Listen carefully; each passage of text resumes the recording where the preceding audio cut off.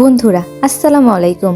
আবারও চলে আসলাম জনপ্রিয় নাটক সিরিজ স্কুল গ্যাং সিজন 3-র 16 নম্বর এপিসোড নিয়ে। বন্ধুরা, এই এপিসোডে আমরা জানব সত্যের কি জয় অবশেষে হবে, নাকি মিথ্যা ও ক্ষমতার শক্তি অবশেষে জয়ী হবে। মিরাজ কি পারল নিজের মেধা দিয়ে সাথীর অহংকার ভেঙে ফেলতে, নাকি সাথী তার ক্ষমতার জোরে মিরাজকে হারিয়ে দিবে, তাই আমরা জানবো এই এপিসোডে। বন্ধুরা, এইসব উত্তর পেতে হলে অবশ্যই আমার চ্যানেলটিকে সাবস্ক্রাইব করবেন এবং এই ভিডিওটি সম্পূর্ণ দেখবেন।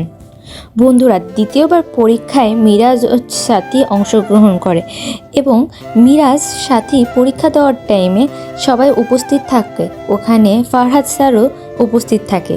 ফারহাদ স্যার সাথীকে ক্ষমতার লোভে সাথীকে সাহায্য করে। সে হাত দিয়ে প্রত্যেকটা এমসিকিউর উত্তর ওকে বলে দেয়, যার ফলে সাথীর পরীক্ষা খুব তাড়াতাড়ি শেষ হয়ে যায়। কিন্তু অন্যদিকে মিরাজের পরীক্ষা আস্তে আস্তে ধীরে ধীরে শেষ হয়। পরীক্ষা শেষে পুরো ক্লাসে টান টান উত্তেজনা।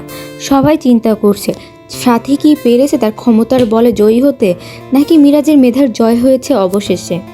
টান টান উত্তেজনার পর যখন ম্যাডাম পরীক্ষার রেজাল্ট জানায়, তখন সাথী 93 মার্ক পায়। অন্যদিকে মিরাজ ওর থেকে কম পেয়ে হেরে যায়। সাথী শুধুমাত্র ফরাজ স্যারের সাহায্যের কারণে এত মার্ক পায়। যদিও এটা মিরাজ ও তার বন্ধুরা সবাই জানে কিভাবে সাথী ফরাজ স্যারের সাহায্যে অসৎ উপায়ে পরীক্ষায় ভালো রেজাল্ট করে জিতে যায়। যদিও এই জিতে যাওয়াটা ভিক্টরি অব দ্য ক্যাপ্টেন প্রতিযোগিতার একটি প্রথম পার্ট, যাতে সাথী জিতে যায়। এখনও আরেকটি পর্ব রয়েছে, যা হচ্ছে ভোট।